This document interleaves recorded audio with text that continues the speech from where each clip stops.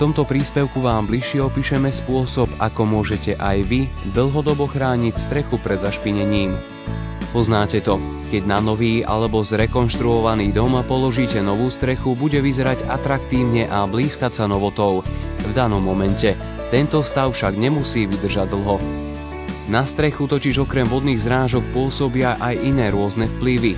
UV žiarenie slnka, prach z polí, peľ a semena rastlín, nečistoty zo vzdušia. Všetky tieto vplyvy majú za dôsledok postupnú stratu nového vzhľadu strechy. Strecha sa zanáša nečistotami a na jej povrchu sa uchytávajú čiastočky prachu. Tento efekt nastáva bez ohľadu na to, z akého materiálu je strecha, či betónu, hliny alebo plechu. Keďže je však dom veľkou investíciou, každý jeho vlastník si želá, aby zachoval svoju hodnotu a aj opticky vyzeral dlhé roky ako nový. Z tohto dôvodu Bramag vyvinul špeciálnu povrchovú úpravu vybraných modelov svojich škridiel pod názvom Protektor.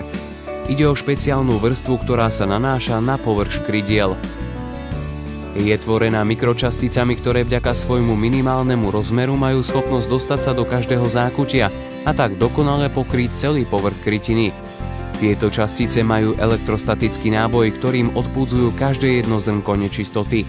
To má tak menšiu šancu sa uchytiť na povrchu škridly. Rozhodnúť sa pre Bramag Protektor znamená pre vás istotu dlhodobo čistej strechy s novým vzhľadom.